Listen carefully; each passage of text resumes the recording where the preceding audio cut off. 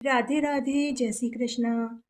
आप सभी को भादवा मास की सती अमावस्या की ढेरों शुभकामनाएं। इस अमावस्या को सती पूजनी अमावस्या कहते हैं। तो कुछ लोग सतिया की अमावस्या के नाम से पुकारते हैं, तो कहीं कहीं पर इसे कुशो उत्पाटनी अमावस्या भी कहते हैं। इस दिन पुरोहित लोग वर्ष भर कर्मकांड कराने हेतु नदी तालाब से कुशा नामक घास उखाड़कर घर लाते हैं। इस दिन पितरों को पूजने और जल देने का भी विधान है।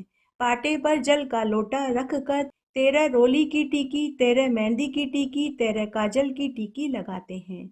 जल, नारियल, प्रसाद, पूड़ी, रोली, चावल, मेहंदी, काजल, चूड़ी, हिंगलू, लड्डू आदि चढ़ाते हैं।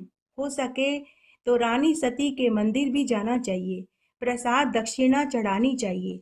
इस दिन घरों में खीर, हलवा, पूड़ी आदि बनाए जाते हैं। शाम को कढ़ाई और तवा चूल्हे पर नहीं चढ़ाते। हो सके तो शाम का भोजन सुबह ही बना लें, या फिर शाम को भोजन बनाएं तो कढ़ाई और तवा चूल्हे पर न चढ़ाएं। पूजा के लिए थोड़ा सा गोबर और थोड़ी सी पीली मिट्टी मिलाकर पूजा करनी। जितनी दूर में आंगन को लीपते हैं, अगर हो सके तो लीपे हुए आंगन के बीच में छोटा सा खड्डा बनावे, क्योंकि यह नाड़ा खाड़ा अमावस्या कहलाती है। यदि खोदने की सुविधा न हो तो मिट्टी का घेरा बना करके उसमें खड्डा कर लेवे। और भी कुछ न हो सके तो केवल आंगन को ही लीप लेवे। पूजा में रोली, चावल, मेहंदी, काजल, दिया, लच्छा और चीलड़े, जल का लोटा, पैसे, खीर, हलवा आदि रखें। थोड़ी सी माचिस की तीलियां भी लेवें। उसे किनारे पर रुई लपेट कर के रखें, जैसे कान को साफ करते समय रखते हैं। उन तीलियों में से कुछ तीलियों की रुई पर सूखी मेहंदी, कुछ पर काजल तो कुछ पर रोली लपेट दें और कुछ सफेद ही रख लें। थोड़े कोयले जलाकर खड्डे के पास रखें। उस पर घी डालते रहें जब तक कि जोत न आ जाए। साथ ही दिया भी जलाएं। दिया जलाते ही जोत लेने पर जोत आ जाती है। खड्डे के पास की जमीन पर 13 टीकी काजल, मेहंदी, कक्कू की लगावें। जब जोत आ जाए तो उसमें भोग चढ़ाएं। जो भी खाने में बनाया है वही चढ़ाएं।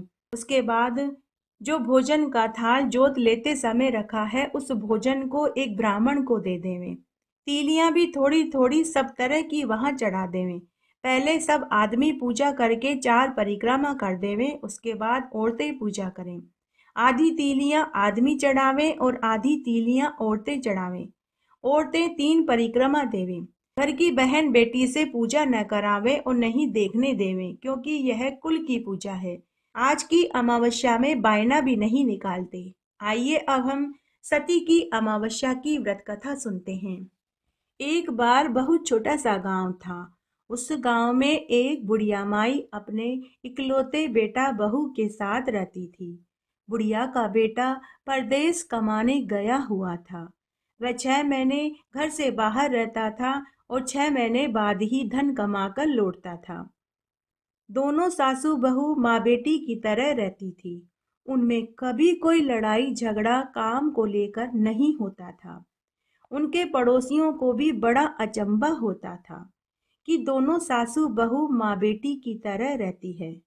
कभी इनमें कोई लड़ाइयाँ ही नहीं होती। जब भी घर में दलना, खांडना, पीसना, गेहूं दाल साफ करना होता, तो दोनों सासू बहू मिलजुल कर काम करती थी। तब एक बार की बात है, सास ने बहू से पूछा कि बहू, आज तुमने भोजन क्यों नहीं खाया? तो बहू ने कहा कि सासू माँ, आज से मैंने अमावस्या का व्रत करने का निश्चय किया है। आज मैं अमावस्या का व्रत करूंगी और पीपल के पेड़ की पूजा करूंगी, दिया बाती करूंगी, उसके बाद ही एक समय भोजन खाऊंगी।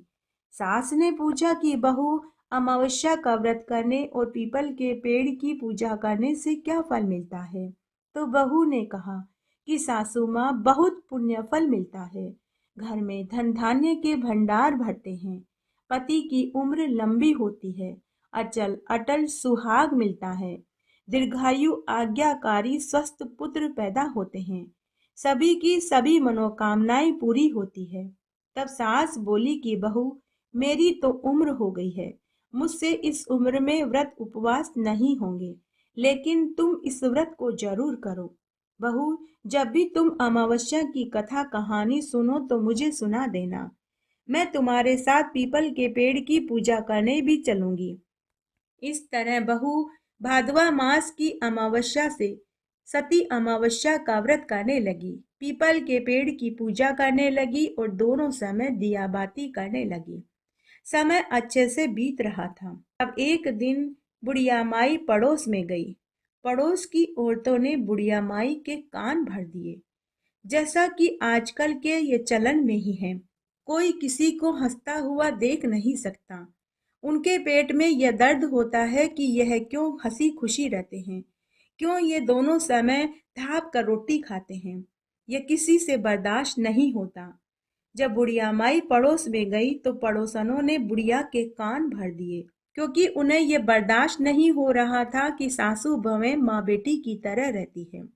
तो वे पड़ोसने बुढ़िया माई से बोली कि अरे बहन, तेरी बहू न जाने क्या टोने टोटके करती फिरती है। भरी दोपहरी में बड़ पीपल के पेड़ के पास जाकर पूजा करती है, परिक्रमा करती है, उन्हें गले से लगाती है, उनके पांव दबाती है, बड़ के पत्तों के गहने बनाकर के पहनती है। बहन, हमने तो कभी ये रीति रिवाज न देखे न सुने। बहन, लगता है कि तेरी बहू काला जादू करती है। वह जरूर तुझे और तेरे बेटे को वश में कर लेगी और एक दिन तुम्हें तुम्हारे ही घर से धक्के मारकर निकाल देगी। उस दिन बुढ़िया माई पड़ोसन की सिखाई सीख में आ गई। घर आते ही बुढ़िया माई अपनी बहू से लड़ाई झगड़ा करने लगी और बोली कि अरे करमजली, जब से तू इस घर में आई है घर की लक्ष्मी जी ही चली गई है। तेरे तो पग फेरे ही अशुभ हैं। तेरे आने से घर में अन्न धन की कमी आ गई है। हमसे अन्न देवता रुष्ट हो गए हैं। न जाने तू क्या टोने टोटके करती फिरती है। तू तो कलंकिनी है। यह सुनते ही बहू रोने लगी और सास से बोली कि सासू माँ, मेरे आने से घर की लक्ष्मी जी चली गई। अब मैं ही लक्ष्मी जी लेकर आऊंगी। अब आप मुझे बताइए कि मुझे लक्ष्मी जी कहाँ मिलेगी। तब सासू माँ बोली कि लक्ष्मी जी तो 20 समुंदर में शेषनाग की शैया पर सोते हुए नारायण के पांव दबाती रहती है। तो बहू बोली कि सासू माँ, मैं लक्ष्मी जी को लेने जा रही हूँ। अब मैं घर तभी आऊंगी जब लक्ष्मी जी घर आ जाएगी, नहीं तो मैं घर ही नहीं आऊंगी। मैं वहीं अपने प्राण त्याग दूंगी। आप समझ लेना, आपका और मेरा यहीं तक साथ था। जब सास और बहू का झगड़ा हो रहा था तो पड़ोसियों ने और गांव वालों ने सुना, तो सभी कहने लगे कि आज सास और बहू को क्या हो गया। यह तो माँ बेटी की तरह बड़े ही प्रेम से रहती थी। सभी गांव वाले उनके बारे में तरह तरह की बातें करने लगे। उधर बहू सासू माँ से आशीर्वाद लेकर घर से माता लक्ष्मी को लाने के लिए निकल पड़ी। चलते चलते वह गांव में घने वन में पहुंच गई। तब वन में उसे एक गाय मिली। तब गाय माता ने बहू से कहा कि अरे बहन, तू इतनी जल्दी जल्दी में कहाँ से आई है और आगे कहाँ जा रही है। तो बहू बोली कि हे गाय माता, मैं तो करम जली हूँ, कलंकिनी हूँ। मेरी वजह से मेरे घर की लक्ष्मी जी रुष्ट होकर चली गई है। अन्न देवता हमसे रुष्ट हो गए हैं, ऐसा मुझे मेरी सास ने कहा। हे गाय माता, मैं लक्ष्मी जी को लेने जा रही हूँ। तो गाय माता बोली कि बहन, अगर तुम्हें माता लक्ष्मी जी मिल जाएं, तो क्या तुम मेरे दुख का निवारण भी पूछ लोगी। तो बहू गाय माता से बोली कि हे गाय माता, आप अपना दुख बताइए। मुझे कौन सा बोझा उठाना पड़ेगा, एक क्या? आप जितना कहोगी मैं उतना माता लक्ष्मी से पूछ लूंगी। तब गाय माता बोली कि बहन, मेरे बच्चे होते हैं लेकिन होते ही मर जाते हैं। मैंने ऐसा क्या पाप कर दिया जिसकी मुझे यह सजा भुगतनी पड़ रही है। तो बहू गाय माता को आश्वासन देकर आगे चल पड़ी। चलते चलते उसे मार्ग में एक घोड़ी मिली। घोड़ी के गले में चक्की का पाट बंधा हुआ था। घोड़ी ने भी बहू से अपना दुख माता लक्ष्मी से पूछने को कहा और कहा कि अगर माता लक्ष्मी मिल जाए तो मेरे दुख का निवारण भी पूछ लेना।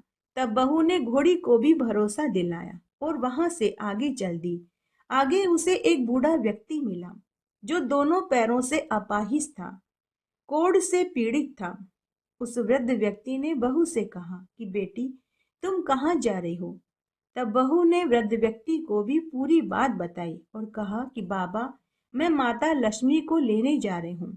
तो वृद्ध व्यक्ति ने कहा कि बेटी, अगर माता लक्ष्मी तुझे मिल जाए तो मेरे दुख का निवारण भी पूछ लेना, भगवान तेरा भला करेगा। बेटी, मैं जन्म से ही अपाहिज हूँ, कोढ़ से पीड़ित हूँ। मैंने ऐसा क्या बुरा कर्म कर दिया जिसकी मुझे यह सजा मिल रही है? तो बहू ने कहा कि बाबा, जरूर पूछ लूंगी, मुझे कौन सा बोझा उठाना पड़ेगा। उसके बाद बहू आगे चल दी। आगे बहू को आम का एक पेड़ मिला। बहू थोड़ी देर के लिए आम के पेड़ की छाया में सुस्ताने को बैठ गई। यह देखकर आम का पेड़ बहुत खुश हुआ। आम का पेड़ बहू से बोला कि बेटी, मेरे पेड़ की छाया में कोई नहीं बैठता और न ही कोई मेरे पेड़ के आम खाता है, क्योंकि मेरे पेड़ के आम बड़े ही कड़वे और कसेले हैं। बेटी, आज तुम मेरे पेड़ के नीचे आकर बैठी, मुझे बहुत अच्छा लग रहा है। तुम कौन हो, कहाँ से आई हो और आगे तुम्हें कहाँ जाना है? तब बहू ने आम के पेड़ को भी पूरी बात बताई। तब आम के पेड़ ने बहू से कहा कि बेटी, अगर तुम्हें माता लक्ष्मी जी मिल जाए तो मेरे दुख का निवारण भी पूछ लेना। तब बहू ने आम के पेड़ से कहा कि जरूर पूछ लूंगी, मुझे कौन सा बोझा उठाना पड़ेगा। उसके बाद बहू आगे चल दी। आगे उसे एक पीपल का पेड़ मिला।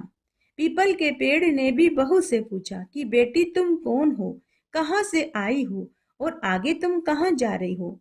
तो बहू ने पीपल के पेड़ को भी पूरी सच्चाई बताई। तो पीपल का पेड़ बोला कि बेटी, तुम्हें क्या पता कि लक्ष्मी जी कहाँ मिलेगी? तो बहू बोली कि हे पीपल देवता, मेरी सास ने मुझसे कहा था कि माता लक्ष्मी बीच समुन्दर में शेषनाग की शैया पर लेटे हुए भगवान विष्णु के पैर दबाती हुई मिलेगी।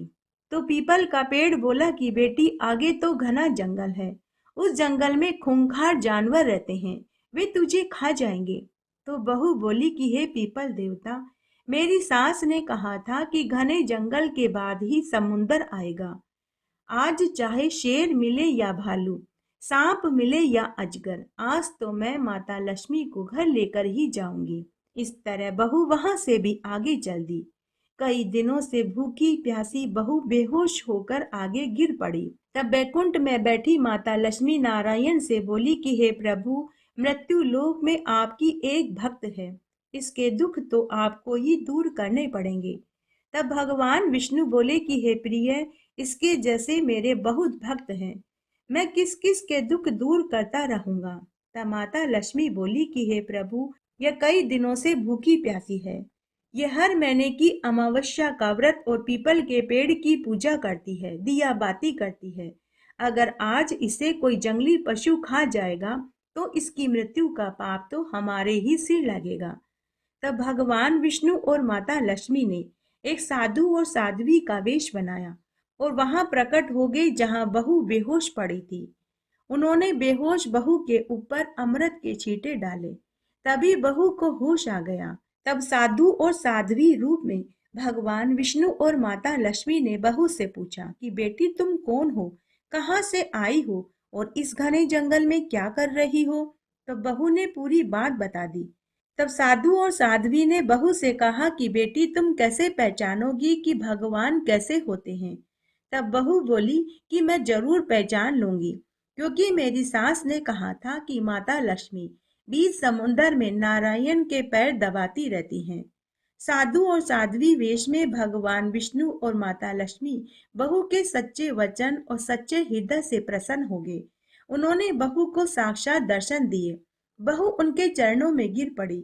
तब माता लक्ष्मी ने कहा कि बेटी, तुम वापस अपने घर जाओ, तुम्हारा घर सुंदर महल में बदल जाएगा, घर में अन्न धन के भंडार हो जाएंगे और तुम्हारी साथ तुम्हें सोने के पल्ले में झूला झूलती हुई मिलेगी। बेटी, तुम इसी तरह अमावस्या का व्रत करती रहना, पीपल के पेड़ की पूजा करना, पीपल के पेड़ को सींचना और सुबह शाम दिया बाती करती रहना। तुझे कभी भी दरिद्रता का मुख नहीं देखना पड़ेगा। तब बहू ने रास्ते में मिले सभी के दुखों का निवारण पूछा। तब भगवान नारायण बोले कि बेटी, यह गाय पूर्व जन्म में एक गुजरी थी। इसने कभी भी अपने पोते पोतियों को पीने के लिए दूध नहीं दिया। इसी का शाप उसे लगा है। बेटी, तू मेरी चरण धूलि उस गाय के पेट और मस्तक पर लगा देना, उसके भी बच्चे जीवित रहने लग जाएंगे। फिर भगवान ने घोड़ी के दुख का निवारण बताया कि वह घोड़ी अपने पूर्व जन्म के कर्मों को भोग रही है। पूर्व जन्म में यह घोड़ी एक महिला थी। इसके पास आटा पीसने की एक चक्की थी, लेकिन यह किसी को भी दलना खांडना पीसना नहीं देती थी। इसीलिए इस जन्म में यह घोड़ी बनी और इसके गले में चक्की का पाट बंधा है। बेटी, तू घोड़ी के गले में से चक्की का पाट खोल देना, वह भी दोष से छूट जाएगा। फिर नारायण भगवान ने वृद्ध व्यक्ति के बारे में बताया कि वह वृद्ध व्यक्ति पूर्व जन्म में एक ब्राह्मण था। ब्राह्मण होने पर भी इसने कभी भी भजन कीर्तन नहीं किया, न कभी मंत्रों का जाप किया, न ही कोई व्रत उपवासी किया, न ही कभी राम नाम की माला जपी, न कभी मंदिर गया। बेटी, तू उस बुजुर्ग के कान में राम राम बोल देना, उसका भी उद्धार हो जाएगा। उसके बाद भगवान नारायण ने आम के वृक्ष के दोष बताए कि इसने कभी भी एक भी आम बच्चे को खाने को नहीं दिए, इसीलिए इसके पेड़ के सभी आम कड़वे और कसेले हैं। बेटी, तू उस पेड़ का एक आम खा लेना, उसका भी दोष छूट जाएगा। उसके बाद विष्णु भगवान और माता लक्ष्मी ने बहू को ढेरों आशीर्वाद दिए और अंतर्ध्यान हो गए। बहू ने भगवान की चरण धूली ली और घर की ओर चल दी। उसके बाद बहू रास्ते में मिले सभी के दुखों का निवारण करती गई। सभी ने उसे ढेरों आशीर्वाद दिया। दूधो नहाओ, पूतो फलो, लाखों में बैठो, करोड़ों में उठो, पीला खाओ, पीला पहनो, सदा तुम्हारा सुहाग अटल अमर रहे, तुम सात सात पुत्रों की माँ बनो, तुम्हारा वंश खूब पले बढ़े। सभी ने बहू को ढेरों आशीर्वाद दिए। अंत में जब बहू ने गाय के दुख का निवारण किया तो गाय माता ने भी बहू को यही आशीर्वाद दिया। तब बहू ने झट से अपने पल्ले में गांठ बांध ली। उसके बाद बहू अपने घर की ओर चल दी। जब बहू अपने गांव अपने घर में आई तो उसने देखा कि उसका 2 कमरों का टूटा फूटा मकान की जगह सुंदर महल नुमा मकान खड़ा था। घर में अन्न धन के भंडार भरे पड़े थे। उसकी सासू माँ सोने के झूले में झूला झूल रही थी। बहू ने सासू के पैर छुए तो सास ने बहू को गले से लगा लिया। तब बहू अपनी सासू माँ से बोली कि सासू माँ, आप सच कहती थी, मैं ही करमजली और कलंकिनी हूँ। मेरे जाने के बाद आपके घर में सब ठीक हो गया। लक्ष्मी जी भी आ गई। सासू माँ, अब आप इस घर में आराम से रहिए, मैं ही चली जाती हूँ, क्योंकि अगर मैं इस घर में रहूंगी तो आपके घर की लक्ष्मी जी वापस आपका घर छोड़कर चली जाएगी। यह सुनते ही सासू माँ बहू से बोली कि बहू, यह सब कुछ तेरे अमावस्या के व्रत और पीपल के पेड़ के सींचने का पुण्य फल मिला है। यह सब तेरे सत का प्रताप है। ये सब ठाट बाट बहू तेरे से ही है और तेरे से ही रहेंगे। तब फिर से दोनों सासू बहू खुशी खुशी माँ बेटी की तरह रहने लगी। तब एक दिन परदेश से बेटा भी खूब सारा धन कमा कर के घर लौट आया। घर की परिस्थिति देखकर बेटा अपनी माँ और पत्नी से कहने लगा कि जब मैं यह घर छोड़ कर गया था तो हमारा 2 कमरों का टूटा फूटा मकान था। अब यह इतना सुंदर महल नुमा कैसे हो गया? घर में इतने अंधन के भंडार कैसे हो गए? तुम दोनों सासू बहू कहीं कोई चोरी चकारी तो नहीं करने लग गई हो? तब माँ अपने बेटे से बोली कि बेटा, यह सब कुछ तो तेरी पत्नी के अमावस्या का व्रत करने और पीपल के पेड़ को सींचने पूजने का फल से मिला है। यह सुनकर बेटा बहुत प्रसन्न हुआ। जब दोबारा अमावस्या का दिन आया तो बहू के साथ सास ने और उसके पति ने भी अमावस्या का व्रत किया। पीपल के पेड़ की पूजा करी, दिया बाती करी, जिसके कुछ महीनों के बाद ही बहू को गर्भ ठहर गया और 10वें महीने में उसे एक सुंदर पुत्र रत्न की प्राप्ति हुई और वे सभी इस जीवन के सुखों को भोग कर मरने के बाद बैकुंठ को प्राप्त हुए। सुख अमावस्या की कहानी। एक बार एक नगर में एक राजा रानी रहते थे। वे बड़े ही आनंद के साथ रहते थे। राजा रानी दोनों ही धार्मिक प्रवृत्ति के थे। रानी हर सुख अमावस्या का व्रत व पूजन करती थी। राजा के महल के ठीक सामने एक साहूकार की हवेली थी। रानी और साहूकारनी आपस में गहरी सहेलियां थी। एक दिन सुबह सुबह हवेली में से रोने की आवाजें आ रही थी। रानी ने पूछा कि महाराज, यह रोने की आवाजें कहाँ से आ रही है? तो राजा ने कहा कि हे रानी, साहूकार का पुत्र मर गया है, इसलिए उनके घर में सभी दुखी हैं, तो वे दुख से रो रहे हैं। तो रानी ने कहा कि महाराज, यह दुख क्या होता है? मुझे भी दुखी होकर रोना है। लेकिन रानी की बात का राजा ने कोई जवाब नहीं दिया, क्योंकि उनके पास इसका कोई जवाब ही नहीं था। तभी उनका राज्य ज्योतिषी महल में आया। तो रानी ने राज्य ज्योतिषी से कहा कि हे ज्योतिषी जी, दुख क्या होता है? मुझे भी दुखी होकर रोना है। तो राज्य ज्योतिषी ने कहा कि महारानी जी, आप कोई ऐसा व्रत और पूजन करती हैं जिसके कारण आपके पास दुख आता ही नहीं है। तो रानी ने कहा कि ज्योतिषी जी, मैं सुख अमावस्या का व्रत करती हूँ। तो ज्योतिषी ने कहा कि महारानी जी, आप सुख अमावस्या का व्रत करना छोड़ दीजिए। तो रानी ने कहा कि ज्योतिषी जी, मैं सुख अमावस्या का व्रत करना तो नहीं छोड़ सकती, कोई और उपाय हो तो बताइए। तो ज्योतिषी ने कहा कि आपको राजा जी के अलावा और कौन सबसे ज़्यादा प्रिय है? तो रानी ने कहा कि मुझे मेरा पुत्र सबसे ज़्यादा प्रिय है। तो ज्योतिषी ने कहा कि अगर आपका पुत्र किसी तरह से मर जाए तो उससे जरूर आपको दुख होगा और आपको रोना भी आएगा। अतः आप अपने पुत्र को लड्डू में जहर मिलाकर खिला दीजिए, उससे अवश्य आपका पुत्र मर जाएगा। तो रानी ने ऐसा ही किया, लेकिन सुख अमावस्या माता ने लड्डू को अमृत में बदल दिया। लड्डू खाने के बाद भी राजकुमार नहीं मरा। दूसरे दिन रानी ने ज्योतिषी को फिर महल में बुलाया और अन्य उपाय बताने को कहा। तो राज्य ज्योतिषी ने कहा कि महारानी जी, आप अपने पुत्र को महल की छत से नीचे आंगन में फेंक दीजिए, इससे वह जरूर मर जाएगा और आप दुखी होकर रोने लगेंगी। तब रानी ने अपने पुत्र को गोद में उठाया और महल की छत से नीचे फेंक दिया, लेकिन सुख अमावस्या माता ने बच्चे को गोदी में झेल लिया और बच्चे को आंगन में बैठा दिया। जब तक रानी महल की छत से नीचे आई तो देखा बच्चा आंगन में खुशी खुशी खेल रहा था। बच्चे का बाल भी बांका नहीं हुआ। यह देख रानी को बहुत खुशी हुई, लेकिन दुख नहीं हुआ। अब रानी राजा से बोली कि महाराज, मैंने ज्योतिषी के बताए दो उपाय किए, लेकिन दोनों उपाय करने से भी मुझे दुख नहीं मिला। महाराज, मैं दुखी होकर रोना चाहती हूँ, अब आप ही कोई उपाय बताइए। तब राजा बोला कि हे प्रिय, हमारा पड़ोसी राजा के साथ कई महीनों से युद्ध चल रहा है। आज युद्ध में मैं अकेला जाऊंगा, उससे निश्चय मेरी मृत्यु हो जाएगी। मेरे मरने की खबर सुनकर तुम्हें जरूर दुख होगा और साथ ही तुम्हें रोना भी आएगा। उसके बाद राजा युद्ध में अकेला चला गया, लेकिन सुख अमावस्या माता की कृपा से राजा की युद्ध में जीत हुई। पड़ोसी राजा को हार का मुंह देखना पड़ा। राजा विजयी होकर महल में लौट आया।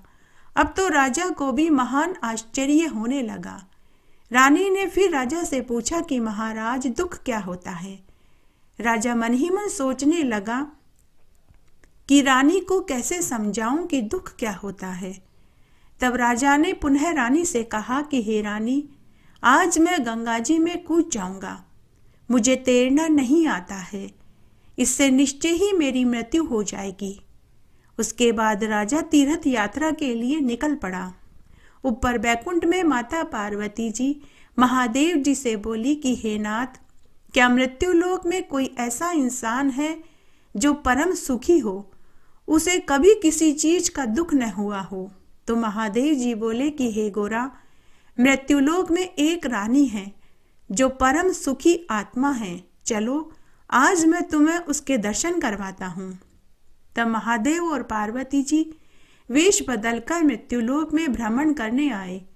उस समय रानी सुख अमावस्या का व्रत और पूजन कर रही थी। पार्वती जी ने पूछा कि हे ईश्वर, कलयुग में भी इस रानी को दुख क्यों नहीं है? तो महादेव जी बोले कि हे पार्वती, यह रानी पूर्व जन्म में एक ब्राह्मणी थी और हमेशा शुक्ल अमावस्या का व्रत करती थी और पीपल के पेड़ की पूजा करती थी। इसे पूर्व जन्म के संचित पुण्य कर्म की वजह से इस जन्म में भी शुक्ल अमावस्या का व्रत और पूजन करना याद रहा और यह इस जन्म में भी शुक्ल अमावस्या का व्रत और पीपल के पेड़ की पूजा करती रही। इसीलिए इसे जीवन में लेश मात्र भी दुख नहीं है। इसका पति गंगा में मरने गया है, लेकिन शुक्ल अमावस्या माता उसे वहां भी बचा लेगी। और तब ऐसा ही हुआ। राजा वापस गंगा स्नान करके महल में लौट आया। अब राजा रानी के शुक्ल अमावस्या व्रत की महिमा को जान चुका था। उसने पूरी नगरी में यह ढिंडोरा पिटवा दिया कि सभी को शुक्ल अमावस्या का व्रत और पीपल के पेड़ की पूजा करनी चाहिए। अब राजा भी रानी के साथ शुक्ल अमावस्या का व्रत और पूजन करने लगा।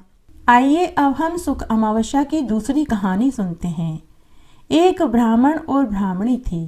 वे दोनों भगवान के परम भक्त थे।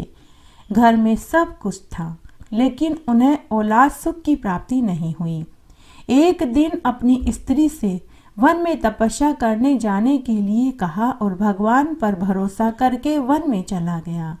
जंगल में जाकर वह तपस्या करने लगा। बहुत बरस तक तपस्या करने के बाद उसको वैराग्य प्राप्त हो गया। तब उसने सोचा कि मैं अपनी जीवन लीला ही समाप्त कर लेता हूँ। यह सोचकर वह पेड़ की डाली पर फांसी का फंदा लगाकर मरने को तैयार हुआ। तभी शुक्ल अमावस्या माता प्रकट होकर ब्राह्मण से बोली कि अरे ब्राह्मण, तेरे साथ जन्म तक संतान सुख लिखा हुआ नहीं है, किंतु मैं तेरी तपस्या से प्रसन्न हूँ तो तुझे 2 कन्या का वरदान देती हूँ। तू एक कन्या का नाम अमावस्या रखना और दूसरी का नाम पूनम रखना, और तेरी स्त्री से कहना कि वह शुक्ल अमावस्या का व्रत करे और व्रत करने के बाद व्रत का उद्यापन करे, और अमावस्या के दिन 1 कटोरी चावल किसी मंदिर में या किसी ब्राह्मण को दक्षिणा के रूप में रख कर दान में देवे। ऐसा वह 1 साल तक करे और 1 कटोरी चावल का दान करती रहे। ब्राह्मण घर आया और घर आकर उसने अपनी पत्नी को पूरी बात बताई। अब ब्राह्मणी शुक्ल अमावस्या का व्रत करने लगी और हर अमावस्या पर 1 कटोरी चावल और दक्षिणा के रुपए रख कर मंदिर में दान करने लगी। कुछ दिन बाद उसके 2 कन्या हुई। तब ब्राह्मण ने एक का नाम अमावस्या रखा और दूसरी का नाम पूनम रखा। धीरे धीरे दोनों बड़ी होने लगी। जब वे विवाह लायक हो गई तो ब्राह्मण ने धूमधाम से उनका विवाह कर दिया। बड़ी बहन बड़ी ही धार्मिक प्रवृत्ति की थी। वह सभी तरह के व्रत उपवास दान पुण्य किया करती थी, लेकिन छोटी बहन नास्तिक प्रवृत्ति की थी। वह कोई व्रत उपवास नहीं करती थी, जिस कारण पूनम को ससुराल में दुख उठाना पड़ा। जब बड़ी बहन अमावस्या को छोटी बहन पूनम के बारे में पता चला तो उसे बहुत दुख हुआ। तब बड़ी बहन अमावस्या गाड़ी भर कर सामान लेकर के गई और अपनी छोटी बहन को दे दिया और छोटी बहन से बोली कि बहन पूनम, तो शुक्ल अमावस्या का व्रत किया कर, पूजा किया कर और उपवास किया कर, बड़ पीपल देवता की पूजा किया कर और 1 कटोरी चावल अमावस्या के दिन दक्षिणा रख कर किसी मंदिर में या किसी सुहागन ब्राह्मणी को दिया कर। ऐसा करने से तेरे घर में सुख समृद्धि के भंडार भर जाएंगे। तब पूनम ने भी ऐसा ही किया। कुछ ही दिनों में उसका घर धन धान्य से भर गया और उसे भी संतान सुख की प्राप्ति हुई। इस प्रकार जो भी शुक्ल अमावस्या का व्रत करते हैं उनका घर सुख समृद्धि के भंडार से भर जाता है। आइए अब हम दिया की अमावस्या की कहानी सुनते हैं। सतयुग के जमाने की बात है। एक बार एक राजा था। उसके एक बेटा बहू थे। बहू को मीठा खाने का बहुत शौक था, इसलिए वह चोरी करके मिठाई खाती थी और फिर चूहों का नाम लगा देती थी। यह सुनकर चूहों को महान क्रोध आया। तब एक दिन चूहों ने सोचा कि इस राजा के बेटे की बहू को तो चटका दिखाना ही पड़ेगा। तब एक दिन राजा के यहाँ मेहमान आए। रात्रि में चूहों ने बहू की कांचली को ले जाकर मेहमान के बिस्तर में डाल दिया। सुबह होते ही घर में शोर शराबा हो गया। नौकर कहने लगे कि राजा के बेटे की बहू के आंतरिक वस्त्र मेहमान के बिस्तर में पड़े हैं। महल के अंदर और महल के बाहर सभी लोग राजा के बेटे की बहू को चरित्रहीन समझने लगे। सभी ने उसकी तरफ उंगली उठाई। तब राजा ने अपने बेटे की बहू को चरित्रहीन समझकर घर से निकाल दिया। बहू का रोज का नियम था कि वह रोज सुबह शाम दिया जलाती थी और दिया की अमावस्या को मीठा बनाकर दिए के भोग लगाती और व्रत करती थी। यह सारे काम बहू ही करती थी। जब से बहू घर से गई तो किसी ने भी दिए की अमावस्या की न तो पूजा करी न ही भोग लगाया। तब एक दिन राजा शिकार खेलने गया हुआ था। शिकार खेलकर जब राजा संध्या के समय लौट रहा था तो राजा एक झाड़ के नीचे बैठ गया।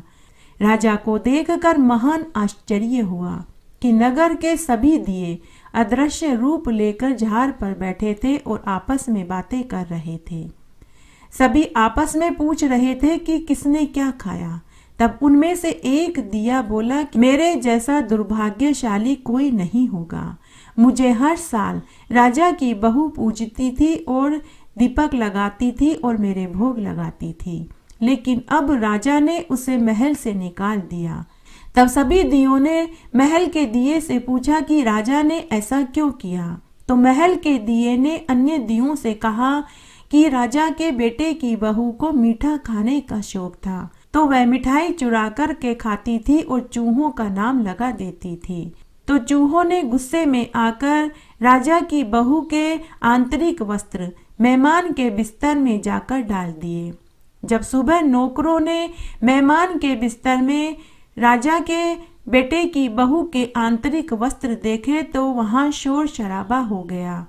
तब राजा ने और राजा के बेटे ने अपनी बहू को चरित्रहीन समझा और उसे घर से निकाल दिया। राजा के बेटे की बहू ही मेरी पूजा करती थी, वो ही दीपक जलाती थी और भोग लगाती थी। तब महल के दीपक ने कहा कि वो जहां भी हो सुखी रहे। यह सारी बातें राजा सुन रहा था। उसी समय राजा महल में आया और आकर सबको पूरी बात बताई। तब राजा ने अपने पुत्र को भेजकर अपनी बहू को पूरे सम्मान के साथ महल में बुलवा लिया और घर के सभी सदस्यों ने उससे माफी मांगी। घटती हो तो पूरी हो तो परवान चढ़े, भूले बिसरे नाम तेरे भंडार में भरे। इसलिए दिया की अमावस्या के दिन दिया जलाना चाहिए और दीवे के भोग लगाना चाहिए। इससे घर में सुख समृद्धि के भंडार भरते हैं। बोलिए अमावस्या माता की जय। अमावस्या की कथा के साथ गणेश जी की कहानी जरूर सुननी चाहिए, तभी अमावस्या की कहानी को सुनने का फल प्राप्त होता है। आइए अब हम गणेश जी की कहानी सुनते हैं। बोलिए गणेश जी महाराज की जय। एक तालाब में एक मेंढक और मेंढकी रहते थे।